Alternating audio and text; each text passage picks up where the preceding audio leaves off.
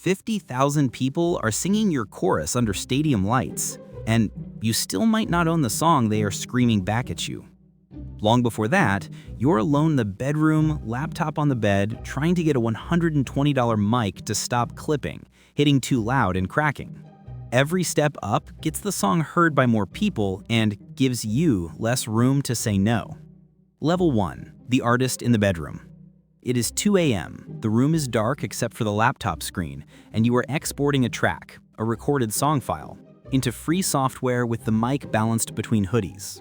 You pay $20 to upload it yourself, set the release for Friday, and refresh the page like that will make strangers appear faster.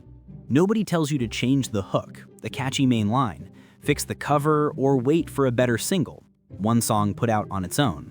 The song is yours, all of it.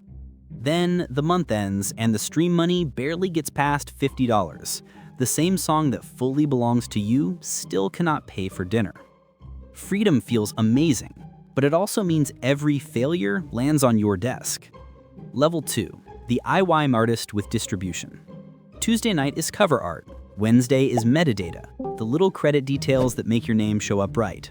Thursday brings 3 direct messages offering playlist placement for $300 each, with vague promises, no named curator, the person who picks the songs, and payment up front. A distributor, the company that puts your music on the apps, gets you onto Spotify and Apple Music, takes around 15%, and suddenly the release looks real from the outside. You still own the masters, the original sound recording, and you still make every call. But the office work grows with the reach, and now you are artist, manager, marketer, and scam filter at the same time. The song travels farther, but the relief does not. Level 3. The indie label artist. The phone call changes the room before the contract ever does. Somebody says they love the record, they can fund the next one, and a $25,000 advance, money paid before you earn it back, gets said out loud like your life is finally starting. You picture better sessions, real studio time, maybe a month where music is the first bill instead of the last. Then the papers land. The label takes a license over the masters, the right to use and make money from them, or a piece of them, and your royalty, your share of the money, only starts after recoupment, paying back costs first, which means they get their money back from your share first. On a 60-40 split, you can need 8 to 10 million streams before another dollar reaches you. The call is real, and so is the first piece of ownership leaving your hands. Level 4. The developing label artist. Your name is on a quarterly statement, the report that comes every 3 months, and so are the charges.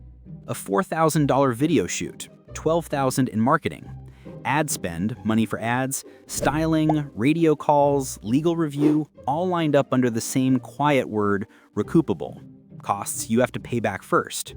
You walk onto a proper set and somebody powders your face while somebody else says the chorus should hit sooner.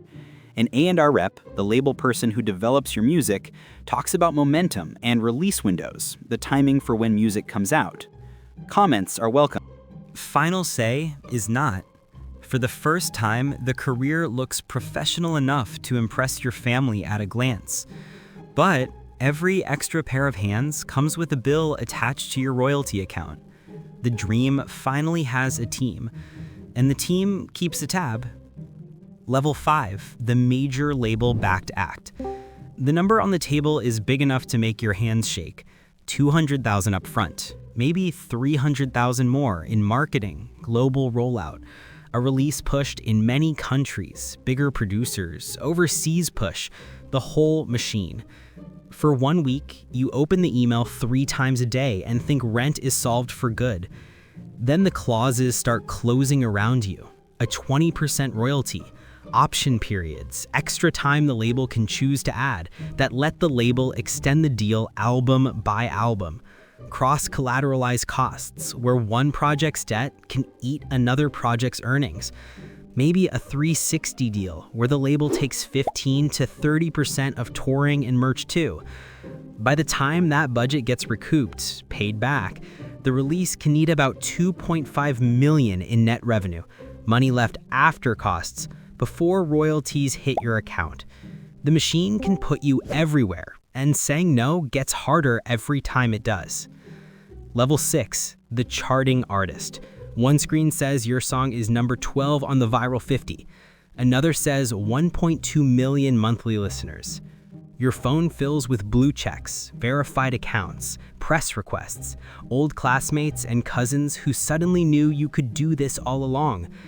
In public, this is the level people point at and call winning. Then the royalty statement lands, and the unrecouped balance, money still owed back, still reads $187,000. The advance is still there, the video is still there, the ads and support are still there.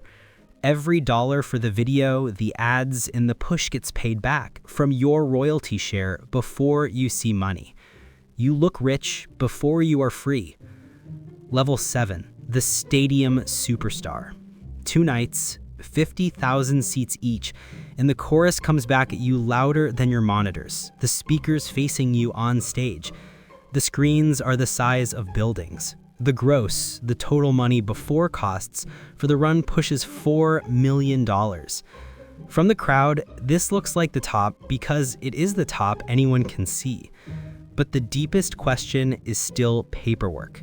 The contract you signed years ago can still govern the masters, the recordings themselves. The label can still hold approval over re-recordings, making new versions of the biggest hit. The catalog, your full list of songs with your name on it, can still belong, in the way that matters most, to somebody else first. You got the crowd. The lights are yours for the night. You reach the level every bedroom artist dreams about. But the kid on the bed with the cheap mic balanced between hoodies had one thing you do not have now: full control. Back then, nobody told you to change a hook, clear a release window, get approval for a release date, or wait for permission. Back then, the song was small, but it was yours. Now, the whole stadium knows your words, and the ownership can still sit somewhere above your name on the page. You got the people. You got the money. You got heard. The kid in the dark bedroom would ask if that was worth it. You still don't know what to tell him.